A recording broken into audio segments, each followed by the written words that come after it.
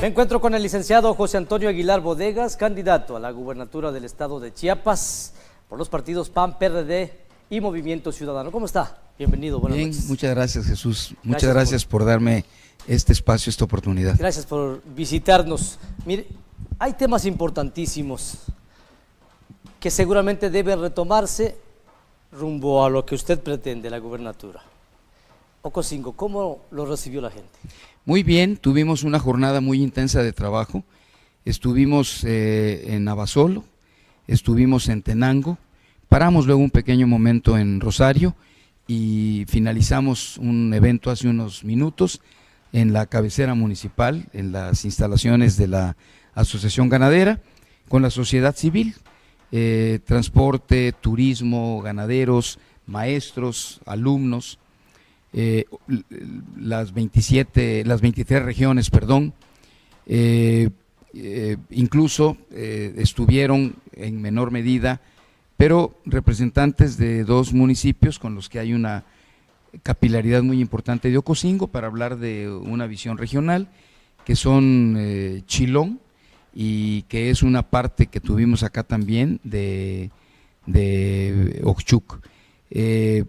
Así que fue una reunión muy importante, la última, y un día extraordinario, que me pone a mí de nueva cuenta en contacto con la demanda, la necesidad de Ocosingo, un municipio que ha sido muy afectado, que ha tenido muchísimos contratiempos, que ha luchado siempre contra una adversidad del gran territorio que tiene, la dispersión geográfica, tiene grandes recursos, pero no han sido encaminados adecuadamente por falta de una política pública, de una política gubernamental, federal y estatal que lo realicen. Pero a pesar de todo, Ocosingo está de pie. Ocosingo sigue siendo un gran productor de miel, sigue siendo un gran productor de la industria lechera de calidad como es los quesos, sigue siendo un productor muy importante de café, sigue siendo ganadero, está desarrollando nuevos cultivos, nuevas alternativas. La macadamia lentamente pero ha crecido y hay un potencial extraordinario en materia de palma africana, en materia de producción con tecnología, con riego dosificado y con cobertura al medio ambiente para lo que se quiera hacer en materia de hortalizas. Podría trabajarse extraordinariamente Ocosingo en materia de orquídeas, en materia de flores exóticas, y hay un potencial extraordinario en materia también de producción de chile. Muy bien. Así que es un municipio que agrícola y ganaderamente está de pie.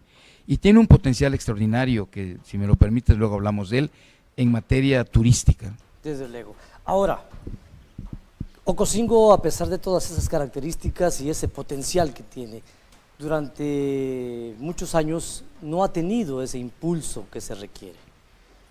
Para eso, el Estado, ¿qué ha hecho?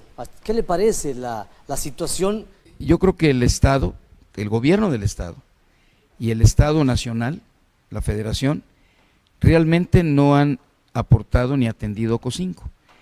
El levantamiento del STLN en el 94, evidentemente para muchos sectores de la sociedad, pues ha sido un golpe del que no se han podido recuperar. Hay una visión a favor, como también hay una visión en contra, pero hay algo que es indiscutible. Esto surgió por la falta de atención, esto surgió por la existencia de problemas que no fueron inventados, ni siquiera fueron magnificados, ahí estaban y son la injusticia, la falta de igualdad, la falta de atención y la pobreza. Y en consecuencia, cuando existe eso, tiene uno que entender o aceptar una conclusión de que quien ha fallado es el gobierno, porque esas son funciones y responsabilidades esenciales del gobierno. Por lo tanto, Ocosingo lo que ha tenido es un mal gobierno históricamente. Un mal gobierno no me refiero a los ayuntamientos, no es un tema en el que yo me quiera referir, sino no ha habido una política pública para Ocosingo, ni federal ni estatal. Se hizo la reserva de Montes Azules y fue el mismo gobierno el que reubicó gentes por materia agraria en la La reserva. reserva, exacto. Un absurdo. Le reservaste a la comunidad lacandona 700,000 hectáreas y luego le quitas para generar la reserva. Quieres cuidar la riqueza forestal de Ocosingo, pero constituyes la empresa, no, la empresa Triplay de Palenque, que precisamente su surtimiento era la selva lacandona, y eran dos empresas, Triplay de Palenque y Cofolasa.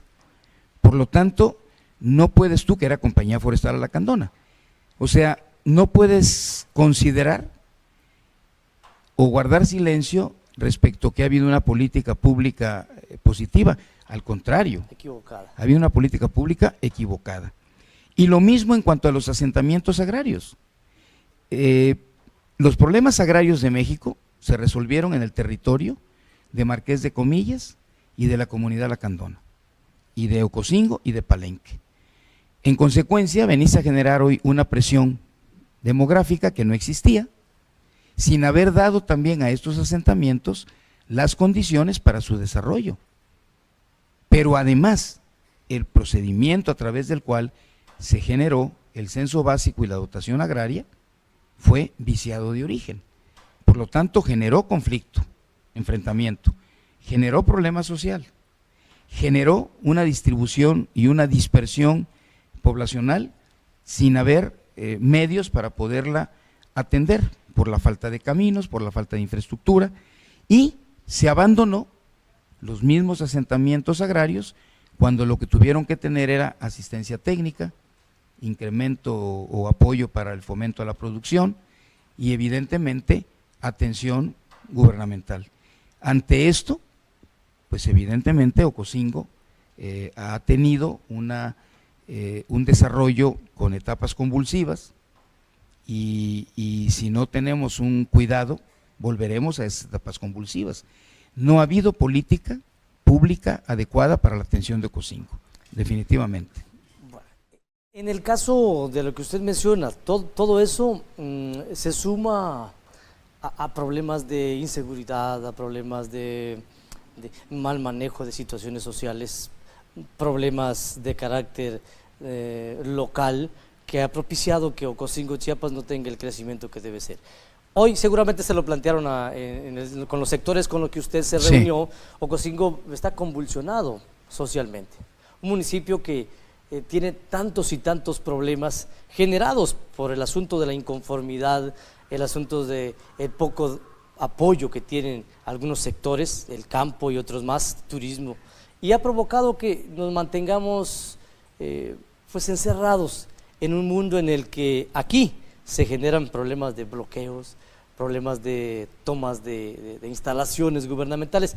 ¿Qué se puede hacer al respecto? Bueno, yo haría una distinción y lo hago para abonar un clima de confianza en el futuro por parte de la ciudadanía de Ocosingo, de todo el municipio, no solo de la cabecera municipal.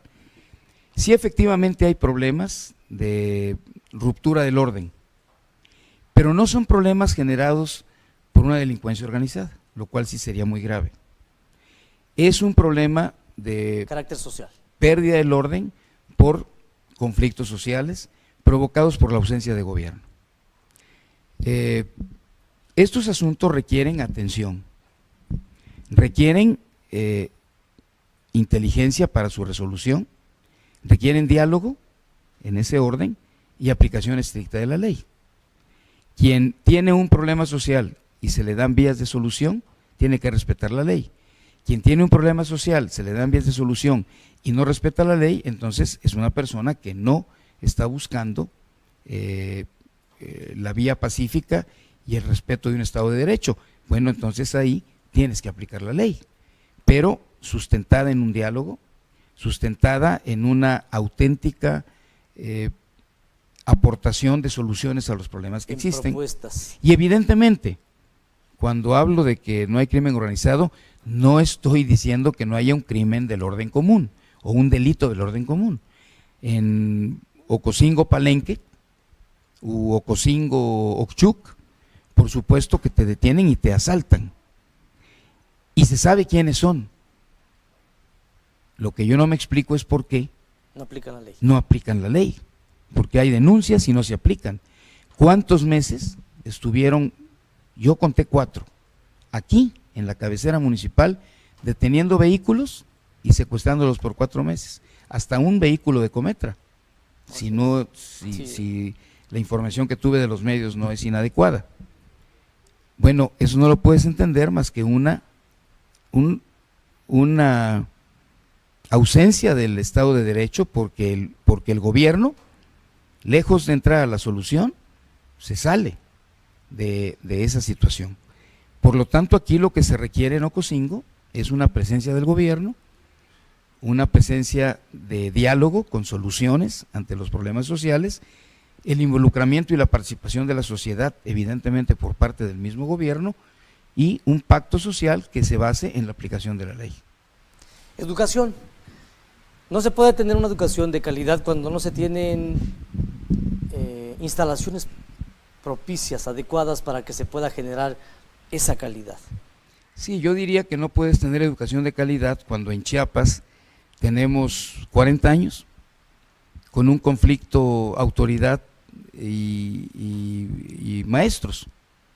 O sea, en Chiapas tiene, tal vez no 40 años, tiene 36, ¿no?, años, el surgimiento de la coordinadora, no, 38, en 1980. 38, y el problema inició por una exigencia de un pago adicional por vida cara en un municipio de Chiapas, en Reforma. Se pagaba en todo el país, pero en Chiapas no se quiso pagar. Y ahí inició este conflicto del magisterio con la autoridad. Y se ha ido acrecentando, porque en Chiapas existe lo que tú acabas de decir. La infraestructura educativa es deficiente. Hay infinidad de escuelas que no tienen aulas o que las aulas están en un estado deplorable, que no hay baños.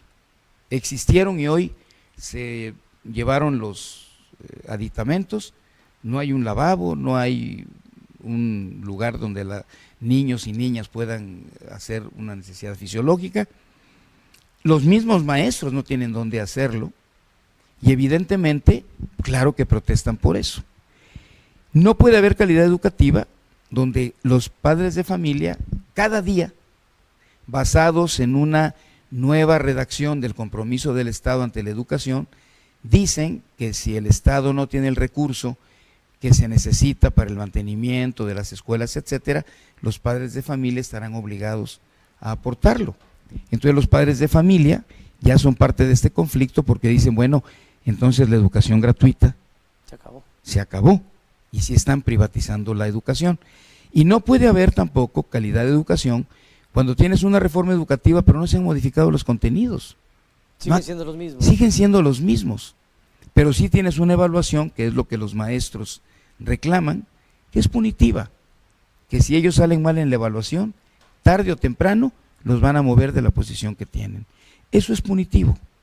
Por lo tanto, si tú no cambias todos estos asuntos, no va a haber una armonía entre los factores de la educación, que es los maestros como el factor primordial, los padres de familia, que tienen que ser parte de una colaboración y de una intervención adecuada, y las instancias de gobierno estatal y federal y municipales.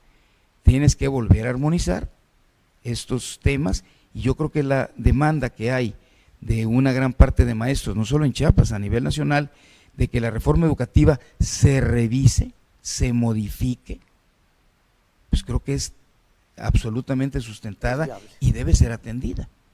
Si se hace así, yo creo que estaremos en posibilidad de tener una educación de calidad que además nadie niega que es fundamental. No puede haber un crecimiento económico si no hay empresas, y no vienen empresas si no hay gente calificada, gente educada. Y si no vienen empresas, no va a haber generación de empleos remunerados, bien remunerados, que es la única vía para que tú combatas la pobreza y la marginación. Por lo tanto, la educación es el factor esencial. En otros ámbitos, ¿Qué ha pasado con el estado de Chiapas? Hemos tenido una situación anárquica desde hace ya varios años. ¿Puede rescatarse, puede regresar esos tiempos de tranquilidad en el estado, regresar esos tiempos de tranquilidad en las ciudades, en las comunidades? Yo me he comprometido a hacerlo. Yo me he comprometido, y por eso pido el voto de la ciudadanía, a ser gobernador y hacerlo. ¿Por qué? Porque la tranquilidad se ha perdido, porque todo está desarticulado. No hay empleo.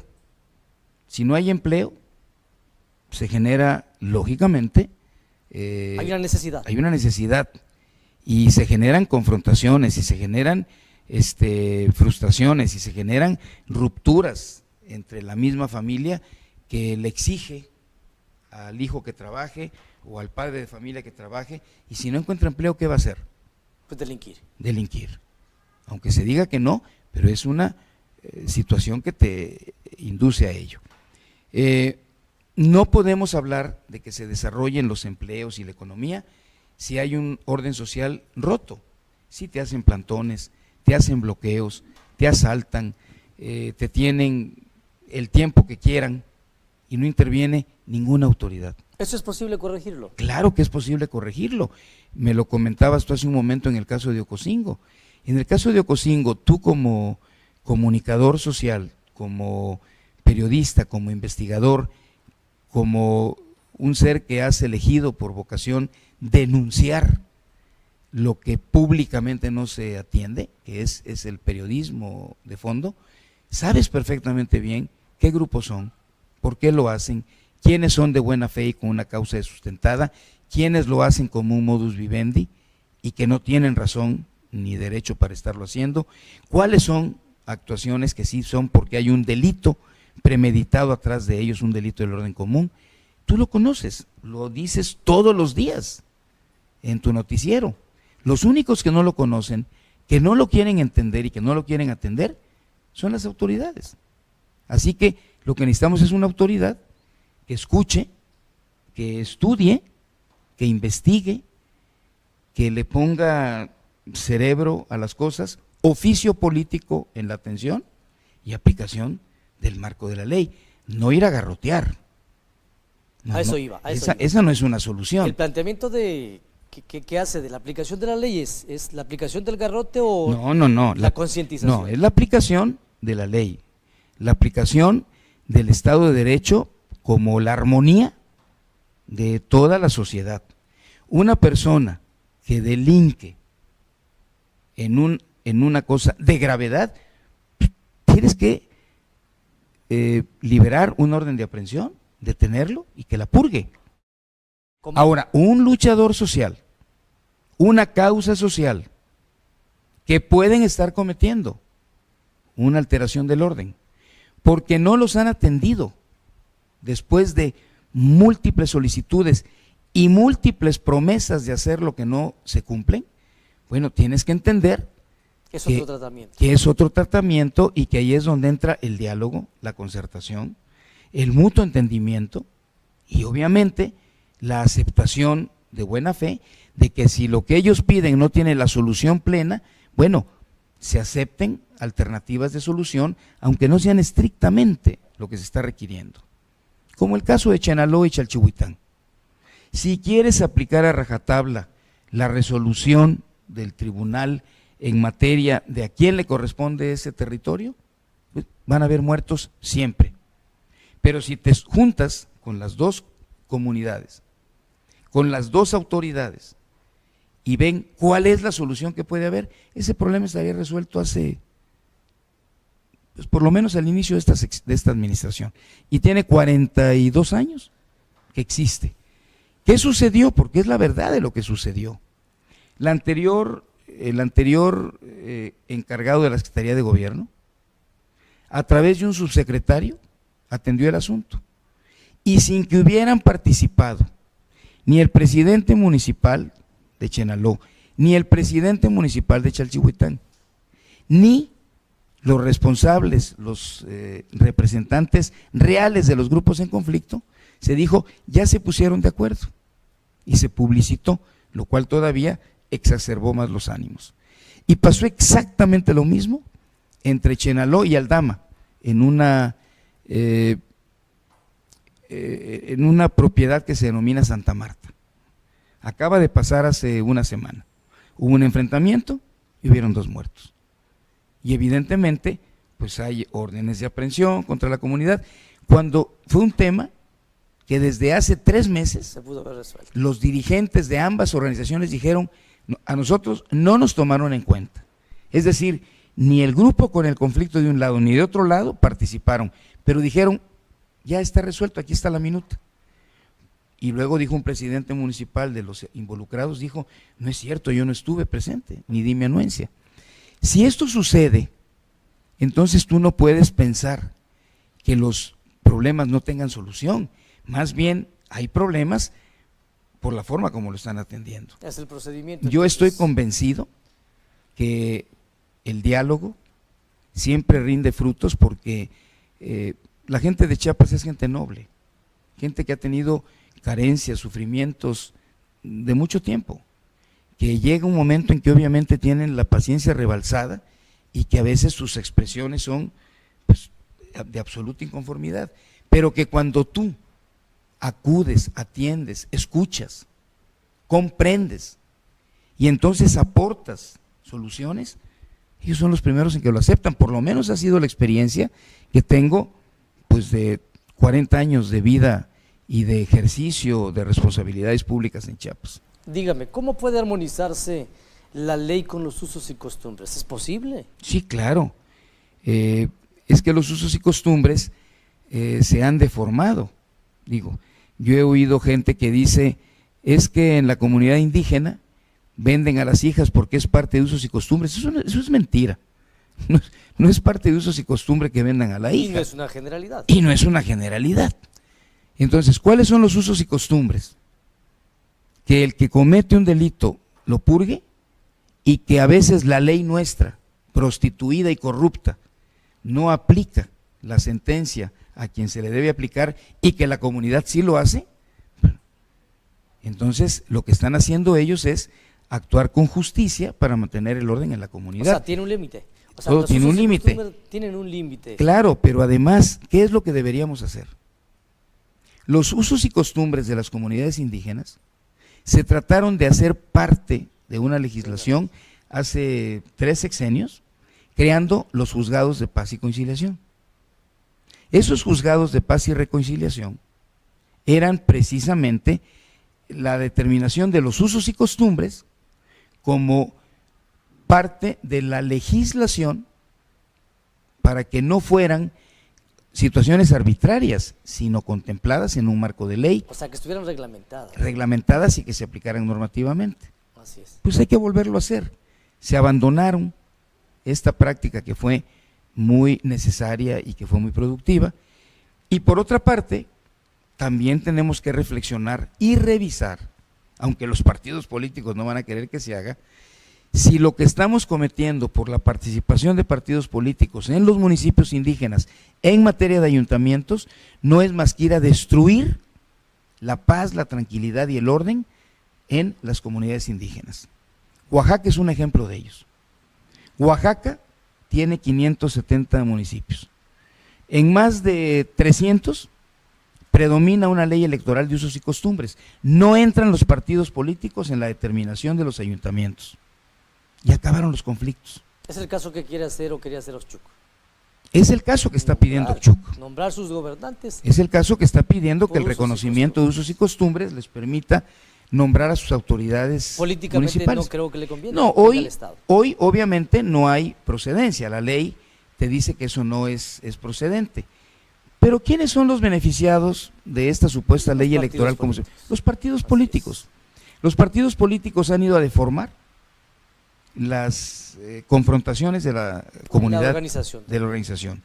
Han ido a corromperlos, porque lo que era antes la aplicación de un principio en el que lo que prevalecía era el interés común, pues hoy el interés común ya está dividido. Así es. Y por lo tanto está perdida la paz y la tranquilidad. Tienes Oxchuc, tienes Chanal, tienes Chenaló, tienes Chalchihuitán, me falta algún otro, Tenejapa con fuertes altibajos, Chamula con hoy en un estado de gobernabilidad, pero con antecedentes. Con un antecedente tremendo, Conflicto. tremendo, dramático. Entonces, los usos y costumbres no creo que debamos verlos como una violación automática de la ley. Creo que lo que tienen que hacer es reglamentarse y, evidentemente, aplicarse de una manera como una ley concertada entre la comunidad y los órdenes legislativos y ejecutivos y judiciales del Estado, y podría funcionar perfectamente bien. Me falta un último tema, que es el asunto de salud. Problemas en Chiapas, hospitales sin medicamentos, hospitales sin médicos, la gente pidiendo en todo momento espacios de salud y no se cumplen. Corrupción clarísima a todo lo que da. Sí, yo creo que la ha habido, definitivamente. Yo no tengo elementos para señalar quién, cómo y cuándo. Digo, pero no, de manera general se sabe. Pero la percepción general es que ha habido corrupción. Y es que lo ve la gente cuando llega al hospital. Bueno, la gente ve que no hay medicinas, la gente ve que le dicen que las envían, y si no hay, entonces ¿quién se quedó con ellas? Y empieza a hacerse esta bola especulativa que termina diciendo hay corrupción. Yo he platicado con los médicos, con enfermeras, con administradores sanitarios, es decir, con gentes que conocen el sector salud y que son parte de él. Yo no lo soy, nunca lo he sido. Y lo que me han dicho es que, primero, se abandonó la medicina preventiva o la atención de salud primaria, que es como ellos lo denominan técnicamente. Si se abandona la medicina preventiva, lo que se hizo fue encaminarte a una aplicación, curativa. A una medicina curativa donde lo que prevalece son las grandes edificaciones, los grandes costos y en consecuencia los presupuestos en reducción, las enfermedades en aumento. Pues lo que hay es hoy una ausencia o una insuficiencia de recursos económicos.